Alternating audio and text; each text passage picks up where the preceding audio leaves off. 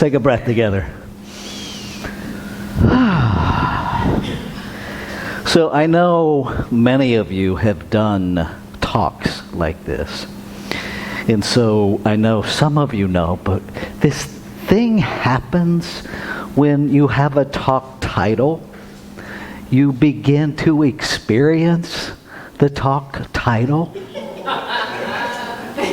So I woke up Tuesday morning with this incredible, overwhelming internal turmoil. Going, what is going on? And then somewhere around 7 o'clock in the evening, bing, oh, percolating.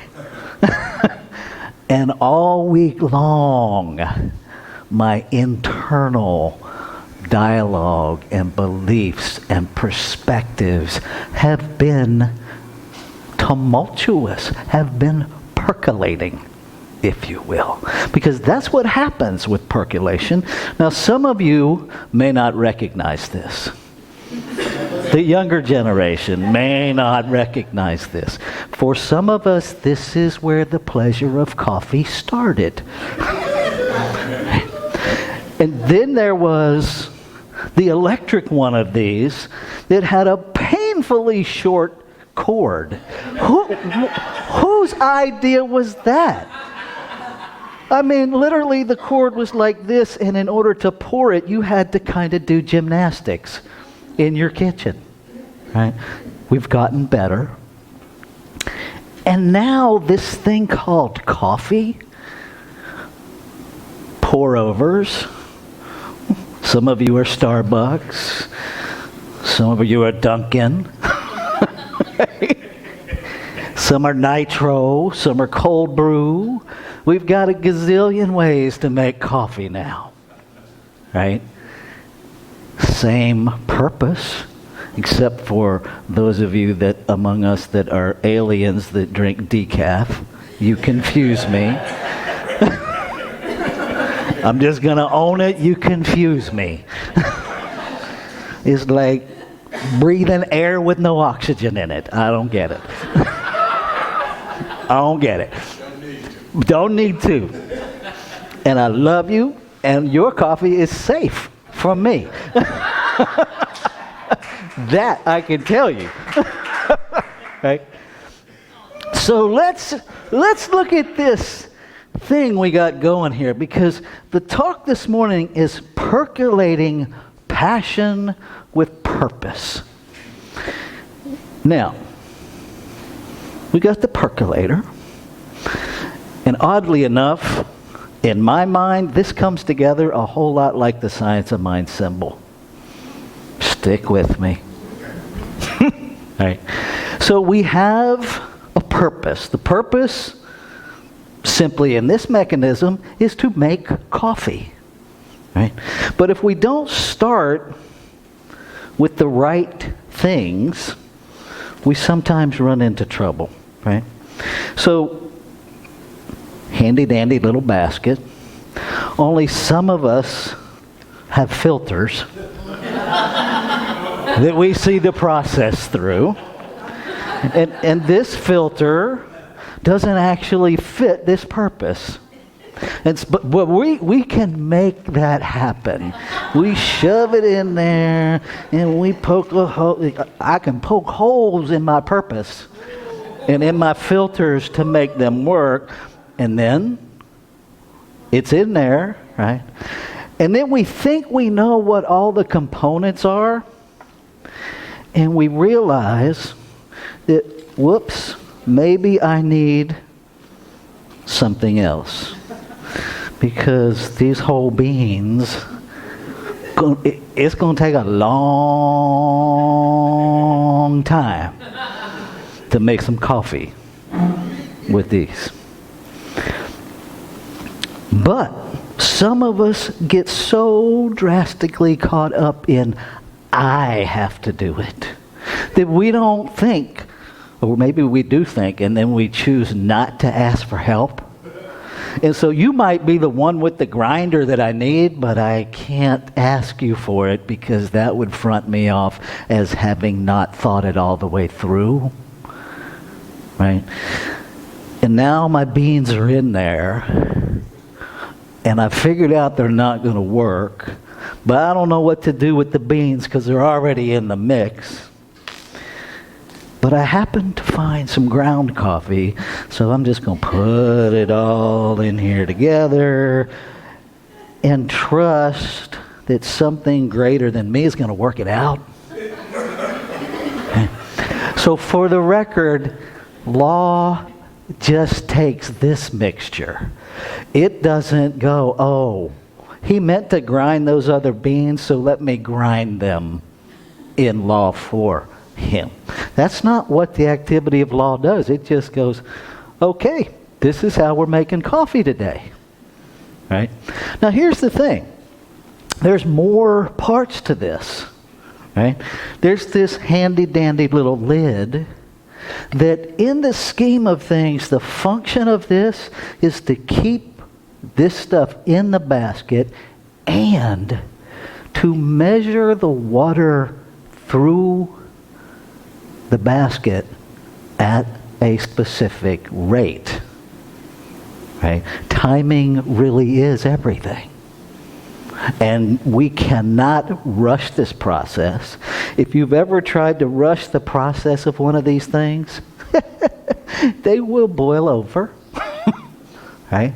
And how many times do our passions boil over because we're trying to rush the percolation process? Okay? Now,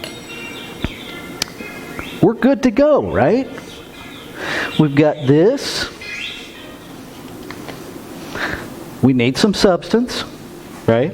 So we got some water. We need that. But then there's this activity of involution and evolution. This is a required thing. Because this is the very thing that allows, we've involved everything in the process now, right? So that goes in there. Ernest Holmes talked about the energy of a prayer, the fire of a prayer, of a treatment, of a belief. Well, that's what makes this actually work. Right? The heat heats the water. The water comes up through this stem, percolates, and goes back through. So we have a whole process now of involution, evolution, involution, evolution. Just like our belief systems, that we have something in mind, law acts upon it, it produces form, we immediately observe that form, which creates more thoughts, which then are acted on by law, which are then made into form, which are then observed. So the whole process of creation is one of percolation. Who knew? Okay? So if we just leave it like this, so that we can see everything that's happening, because you know we want to. It's okay to tell the truth. It won't work. It will make a serious mess, because that is coming up through there has some force, and the hotter the water gets, the closer it gets to the finished product, the more force that has. So we need this. But now our humanity is all plexed up, because now I can't see what's happening. I can't see anymore, right? And every once in a while, I'll get a little glimpse, because every once in a while, this little bubble goes bloop, and I'm like, oh, is it ready yet? Anybody else ever watched? Right? Because when it gets a certain color, I'll know it's done. So when my passion and my purpose reach a certain fruition I'll know it's done. Or will I? Because I don't live in a vacuum here on planet Earth. Okay? My passion, my purpose is percolating within me. Right? However, when we begin to pour that out, now other people are involved. Because we don't live in a vacuum. And we are one, so everything I percolate impacts whatever you're percolating. And then together, we actually wind up creating something we could not individually see. That passion comes together to fulfill the ultimate passion of creation, simply to create. To create in mysterious ways that we perhaps can't conceive individually. When I was first dating, there was no way I would have ever conceived of Deborah Ellis. Couldn't have, because the things in my basket, first of all, I had so many filters. I have room for nothing in my basket. First thing I had to do was get rid of my filters. Right? I didn't know that she was possible in my life because I didn't know that I was possible in my own life. Right? And so lots of things got percolated in the process of evolving this amazing relationship. Maybe you can relate. Maybe you can relate to the relationships that wound up watering the plants because they weren't good coffee. Maybe it was just me that had those. Maybe all y'all started with perfect relationships and you're still in them.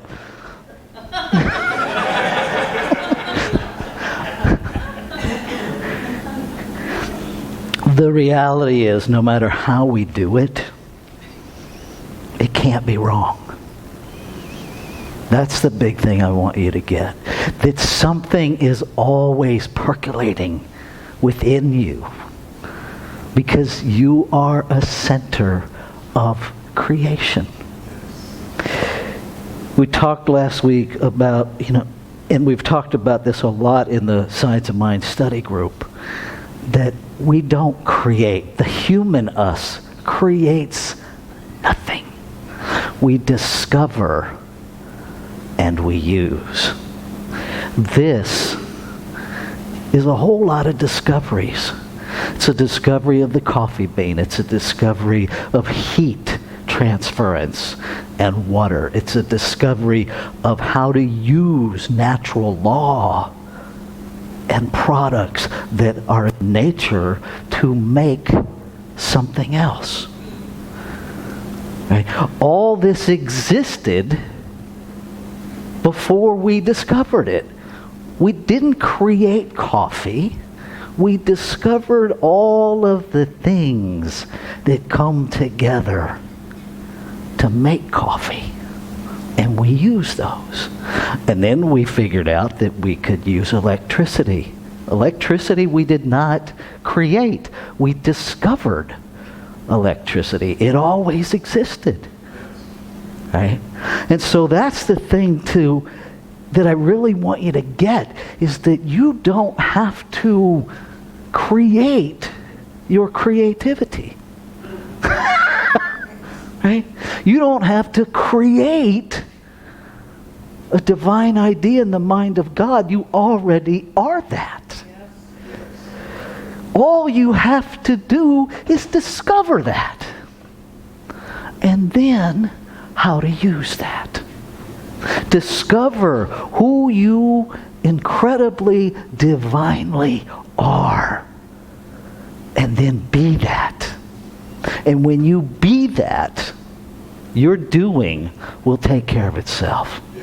You will be divinely guided what to do as soon as you figure out who you be. Who you be. Yes, I said that. Who you be. Right? Because too many of us are trying to do ourselves into being something. Whoa, it ain't gonna work. Because it's predicated on the wrong beans. It's predicated on filters. If you think you can do yourself into being, you don't know who you be. You don't. And the minute you know who you be, you know who everybody else be. Because that's the beauty of our oneness. And we get lost in thinking that if we're one, then we're the same. No! I love you, Eugene. My brothers, you need an amen corner, you need an oh crap corner, and you need a that is just funny corner.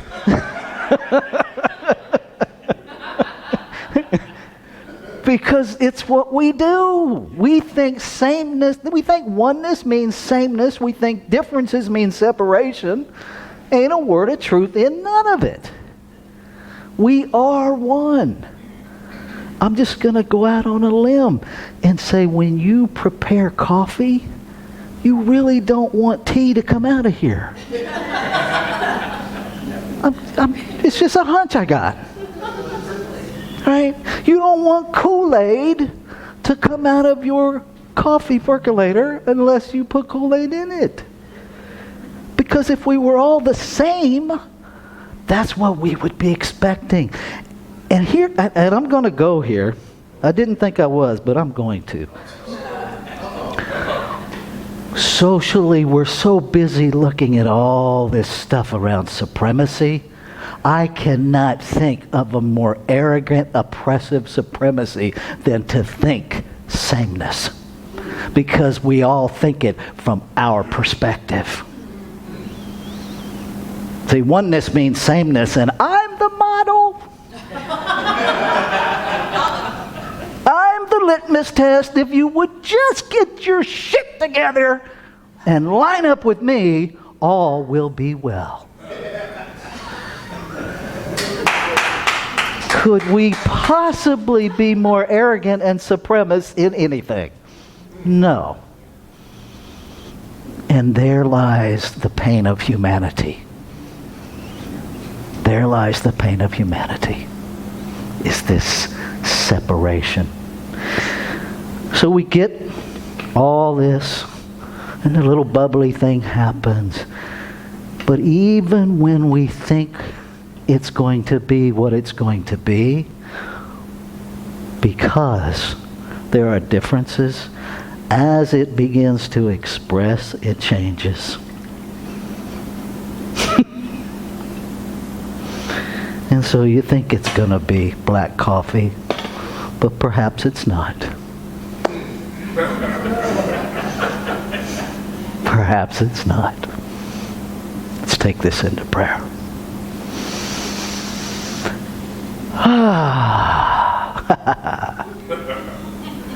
What a joy it is to recognize, to recognize, to know again the oneness of creation.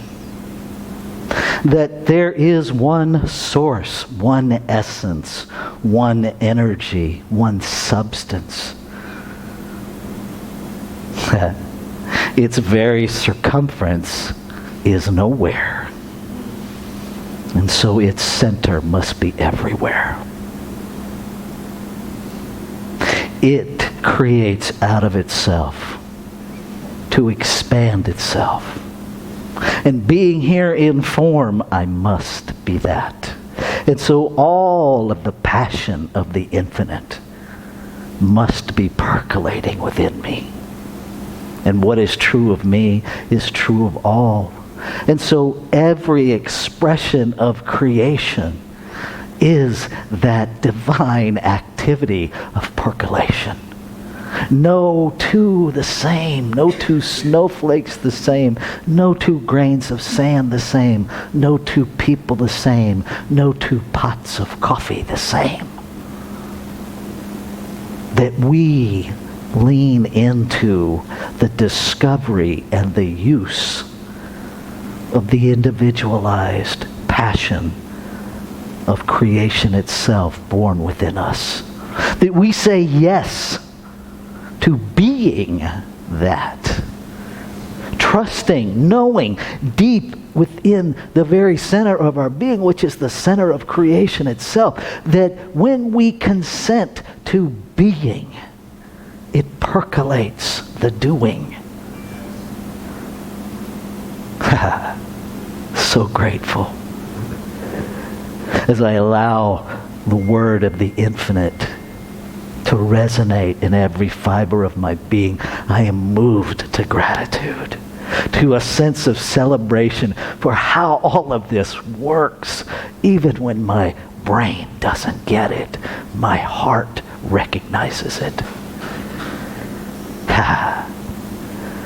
And I allow myself to just bask in the joy and the celebration,